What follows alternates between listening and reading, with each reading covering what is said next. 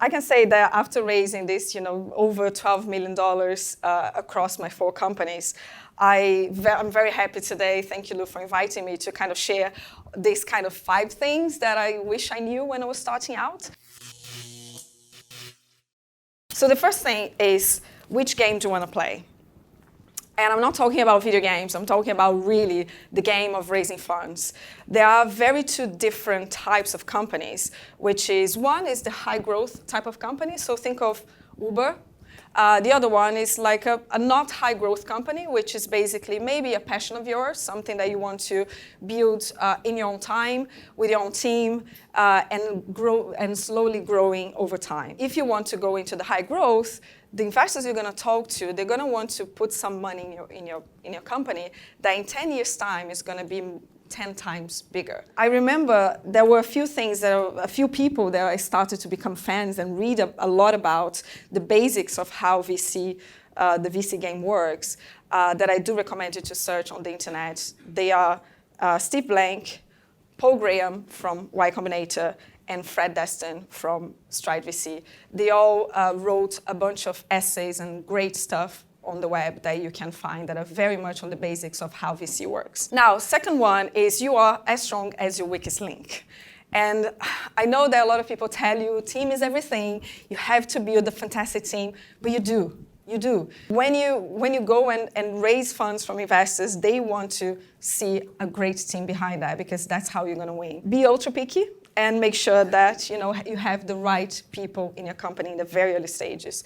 Because also, good investors understand that a great company only exists if you have great founders behind. Now, number 3, kiss many frogs, but don't marry the first prince. You're going to talk to 200 people. You might get 20 meetings. You might get another 5 follow-up meetings, and maybe 1 is going to offer you the money that you need. Or maybe a few are going to offer you the money that you need. But you don't want to pick the first one, because maybe the first one is not the right investor for your company. So you don't want to put yourself in a situation that you're desperate to get the investor that maybe is not going to be the one that's going to help you to accelerate the company later on. And it's very important, because it's like later stage VCs, once you go into the game of raising more funds later on, they don't want to sit on the board with unproven investors or investors who are not very good and very insightful that are right for your business. So you don't want to marry that and stay with these people like for 10 years of your life. Now, number 4. You set the pace of your run. You're the runner. So you have to make sure that whenever you are in fundraising mode, you're very clear about your timeframes. So whoever you meet, you have to say, look, this is how much I'm raising. This is the time frame that I'm expecting to close this round. And hopefully the right investors will follow your pace, because they will have an interest to get your company funded. But also, the very important thing, which is about the due diligence, is that investors usually do a lot of due diligence on founders, but we don't do enough on investors. And kind of going back to the previous point, you want to ask the right questions at the right time. So a few questions that you could ask after you meet, bless you, after you meet them, is to say, what is your decision-making process? What is the next stage from here? Are you going to talk to, they might say, I'm going to talk to my partners in my firm, or they're going to say, look, that type of data that I asked you and you couldn't really clarify to me, I would love you to, if you send me in the next few days, and then from there I can make a decision. If you ask those questions and the investor is a little bit fuzzy, it's not really kind of giving you a very clear answer, I would say that that's a red flag. It could be that the investor's not warm enough to your business. It could be that they have other priorities, and you don't want to spend your precious time with someone who might take super long to get on board. This one is a little bit controversial. Storytelling is overrated. Yes, I mean, of course, storytelling is super important, and we all kind of get really, really warm when we hear like amazing, when we listen to amazing stories, right?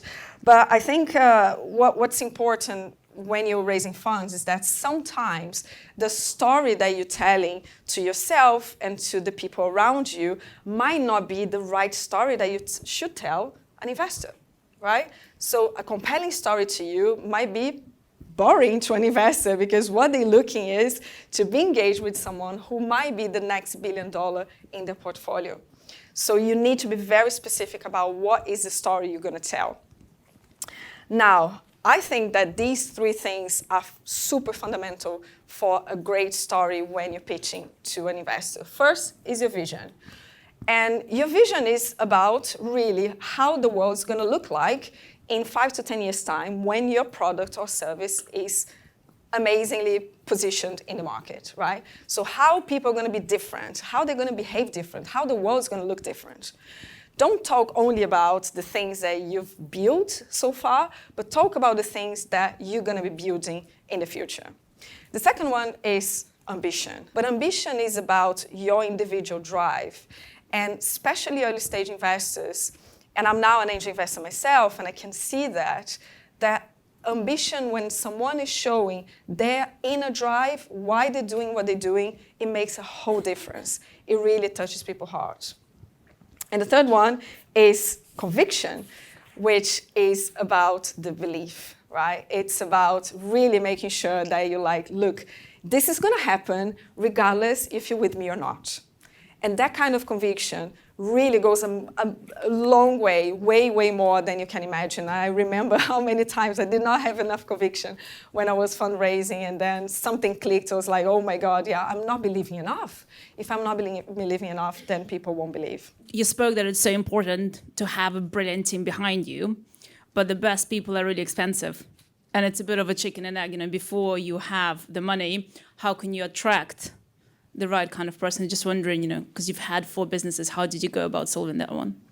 Yeah, the first one is the most difficult because you're also unproven, right? I was like that person, I don't know what I'm doing. But I was working in large corporations for 10, 15 years before. I think it goes back to your story, to your ambition and your vision. What I found was that there are a lot of people who are who have complementary skills to yours, who are in the same mode of life as you are right now. So you need to find them.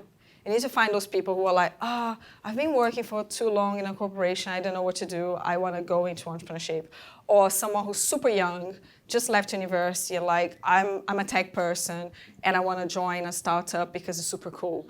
And then it's about how you're going to talk to them to say, look, this is my vision, this is the path ahead, and that's why you should be with me, because we are complementary and we can do stuff together. And I would not be, stingy on shares of your company. So you want to give as much shares as you can in the beginning. Not a lot, right? But it's like enough to keep someone excited while there's no money to be paid to them. So it's challenging. So it took me, my company number 3, took me 7 months to find my CTO. And I'm a tech person, I'm a computer scientist. It's just I have not been practicing for the last, I don't know how many years. And yeah, so I was in a mission. I was like, I need to find the right person. Did it clarify your question? Yeah? Cool. Thank you very much. I'm going to be around, and yeah, you just find me online or here. Thank you.